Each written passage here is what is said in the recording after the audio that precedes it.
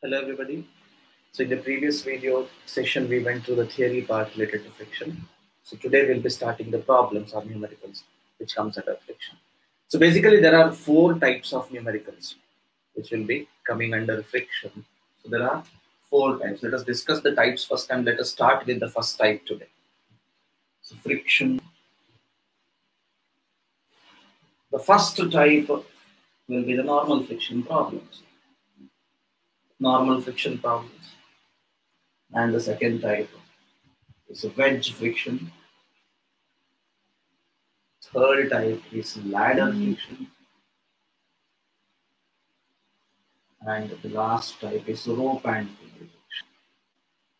Rope and pulley friction. So you have 4 types of numerical. So we will be starting with the normal friction today. We'll be starting with the normal friction. I'll be solving around 3 problems, 2 or 3 problems, which comes under normal friction. And I'll be solving 1 problem under wedge friction, 2 problems under ladder friction, and 2 problems under rope and pulley friction. So if you complete this much, then you are done with the second module. So let us start with the normal friction. Problems related to normal friction. See, in all the problems related to normal friction, the only unknown what we find is the frictional resistance. Either you'll be asked to find the frictional resistance. You know what frictional resistance is it not? You know how to mark frictional resistance as well. So we'll discuss it in detail, the procedure to mark the frictional resistance. So either you'll be finding the frictional resistance, or you'll be finding the external force, or ultimately you'll be finding something unknown. You'll be finding something unknown, as we did in the previous part of second module. So we'll be finding something unknown. So again, a drawing free body diagram will be coming into picture here as well.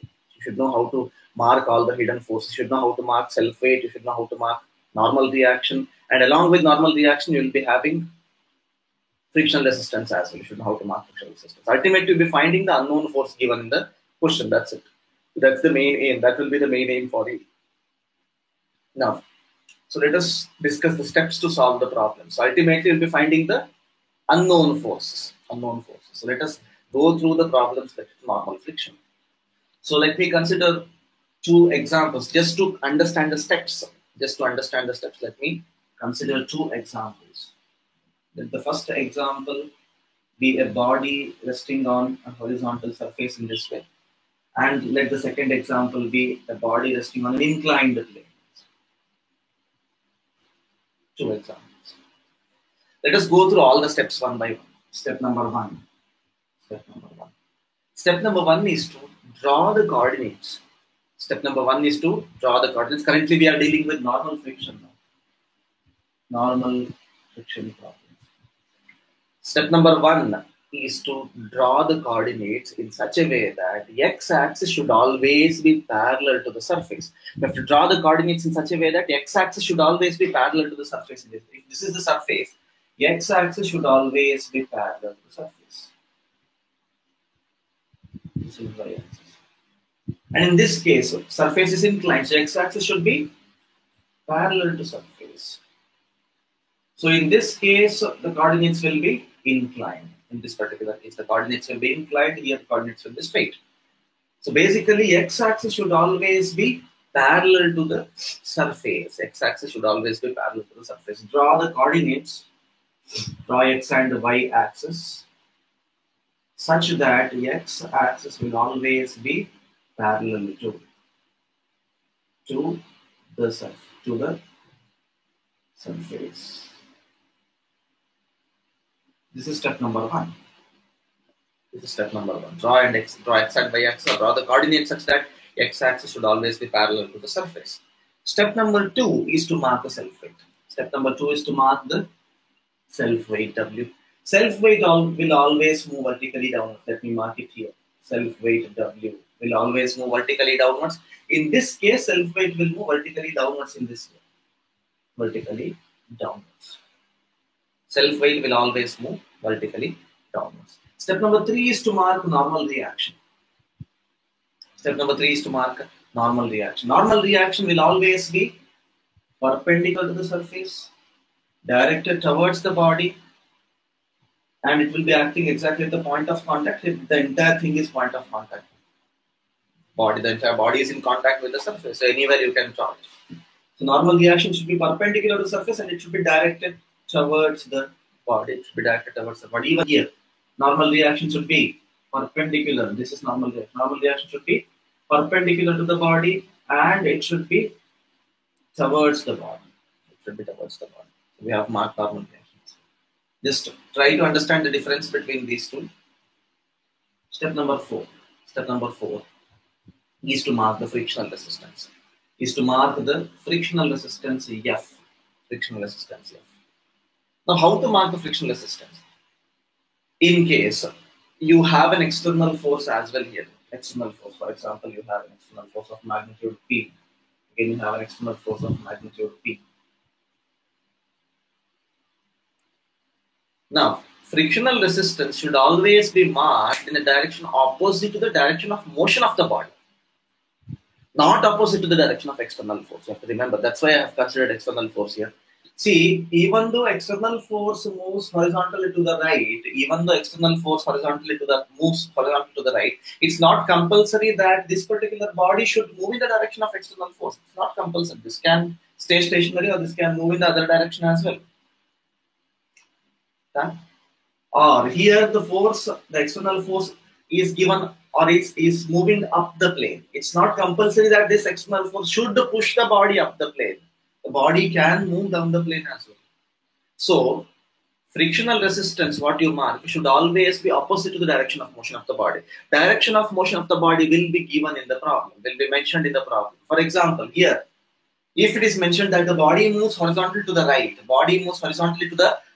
then the frictional resistance should be horizontally to the left, and always the frictional resistance should be tangential to the surface. Normal reaction is perpendicular, frictional resistance F is tangential to the surface. And even here, if the body is assumed to move up the plane, impede up the plane. If the body impedes up the plane, then the frictional resistance will be acting down the plane in this way. And frictional resistance should always be tangential to the surface. Frictional resistance and normal reaction are perpendicular. Ratio of frictional resistance and normal reaction. Ratio of frictional resistance and normal reaction is mu. Is it not? Is mu, which is coefficient of friction. We went through this in the previous section.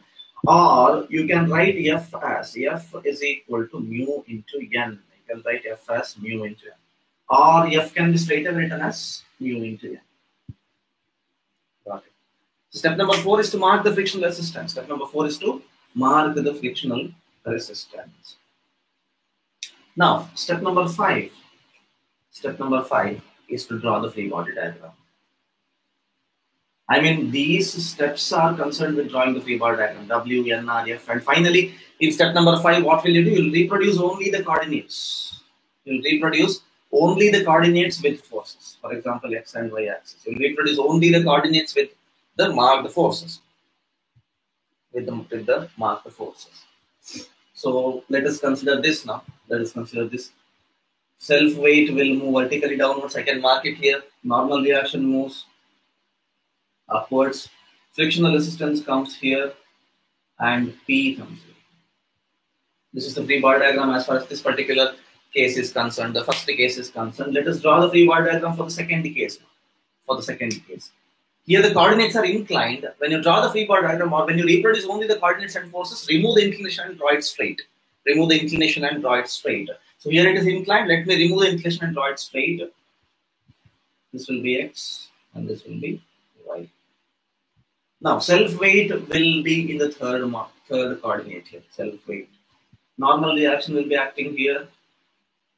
P will be acting here. And frictional resistance will be. So this is the free body diagram as far as this inclined surface is concerned.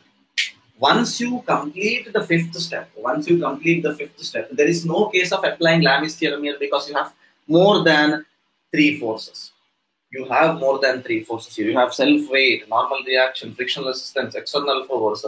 So you'll be having minimum of 4 forces will be available in the problem. So you cannot apply Lami's theorem. So when you cannot apply Lami's theorem, The only way is to go with the conditions of equilibrium. So in step number 6, we will be applying the conditions of equilibrium. Only two conditions of equilibrium we will be applying, that is summation of Fx equal to 0 and summation of Fy equal to 0 to find the unknown force.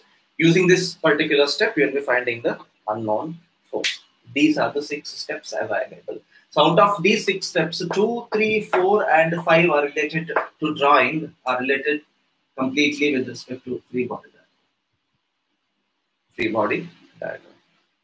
So hope the steps are clear. So finally, after drawing the free body diagram, we will be applying the two conditions of equilibrium. There is no case of applying Lami's theorem here, because Lami's theorem can be applied only in a case where you have 3 forces. Here obviously you'll have more than 3 forces, because you have frictional resistance as an extra force available along with the external force. So finally you'll be having 4 forces altogether. So these are the steps. Let us start solving the numericals. Let us start solving the problems. So let me consider the first problem which you have in your notes. A block shown in the figure is just moved by a force of 200 newtons. A block shown in the figure is just moved by a force of 200 newtons. The weight of block is given as 600 newtons. Determine the coefficient of static friction in between block and surface. So what are you supposed to find here? What are you supposed to find? You have to find mu. Determine the coefficient of friction is to be found. Mu is to be found. What is given here? You are given with a block. You have a block which is in contact with the surface. It's in contact with the surface, and self weight of block is given as 600 newtons. Self weight of block is given as 600 newtons, and you have an external force, inclined external force of 200 newton magnitude, which makes an angle of 20 degrees. Now, let us follow all the steps properly. You need mu, is it not? How to find mu? What is mu? First of all, mu is F by N. Mu is F by N. Or F is equal to mu into N. F is equal to mu into N. F is equal to mu into N, where mu is the coefficient of friction which is to be found here, and N is the normal reaction. Let us follow all the steps properly. Always you can write F as mu into N. Straight away you can write the value of frictional resistance as mu into N. Now, step number 1 is to draw the coordinates such that x-axis should always be parallel to the surface. Let me draw the coordinate. Let this be x-axis. This is parallel to the surface. Let this be the y-axis. So what after drawing the coordinates? You have to mark the self weight. Self weight is already given here as 600 newtons. It moves vertically downwards. This is the self weight. Self weight is already marked. After marking the self weight, step number 3 is to mark the normal reaction. Normal reaction should always be, I'll draw normal reaction here. Normal reaction should always be perpendicular to the surface, directed towards the body. It acts exactly at the point of contact. This entire thing is the point of contact. The body is in contact with the surface. So normal reaction is directed towards the body, it's perpendicular. Now, here, let us assume, since the direction of motion of the body is not given, let us assume that the body moves along the direction of external force. The external force is directed horizontally to the right here. So let us assume that the body moves horizontally to the right, since nothing is given here. Let us assume that the body moves horizontally to the right, and let us go to step number 4, where you mark the frictional resistance. So if the body moves horizontally to the right, the direction of frictional resistance should be opposite to that. It will be horizontal to the left. F will be equal to mu into N. Straight away write it as mu into N. So step number 4 is also done. What is step number 5? In step number 5, you will be drawing the free body diagram, or you will be reproducing only the coordinates and forces by bringing all the forces to the center. You will be reproducing only the coordinates and forces by bringing all the forces to the center. So let me draw the coordinates now. This is X. This is Y. Now, 600 Newton force can be drawn here. I hope this is clear now because we have solved a number of problems. 200 Newton can be drawn in the first coordinate by bringing this to the center. This becomes 200 Newtons and it makes an angle of 20 degrees. Now, F can be, normal reaction can be drawn here, and frictional resistance F, which is equal to mu into N, can be drawn. So this is the free body diagram. Step number 5 is done. So what after step number 5? We'll be going through step number 6. You'll be going through step number 6. Step number 6. Step number 6 is to apply the conditions of equilibrium. We'll be applying two conditions of equilibrium. Summation of Fx equal to 0 and Fy equal to 0. So in order to apply the conditions of equilibrium, you have to resolve all the inclined forces present in the given system. So you have only one inclined force available here, which is 200 newtons. So resolve this 200 newtons into its horizontal and vertical components. Horizontal component will be 200 cos 20, and the vertical component will be 200 sin 20.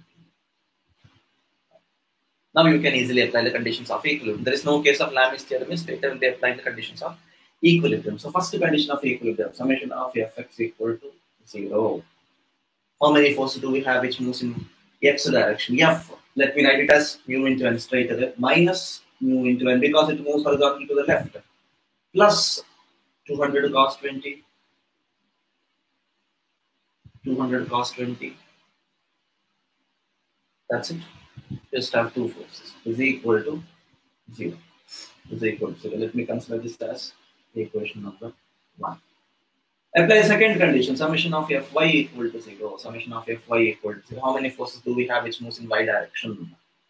Minus 600 because it moves vertically downwards, plus nr, this is nr, plus nr, normal reaction, plus 200 sin 20 is equal to 0. So using this equation, you can find the value of normal reaction nr. Normal reaction. So normal reaction will be 531.59 newtons. So once you get the value of normal reaction, this is mu into nr. So you got the value of this. You got the value of normal reaction as 531.59. Substitute the value of normal reaction in equation 1. Substitute the value of normal reaction in equation 1. So equation 1 becomes minus mu into 531.59 plus 200 cos 20 is equal to 0. Therefore, the value of mu, what you need is, you can find the value of mu very easily here. Mu will be 0.35. Mu will be 0.35. As simple as that.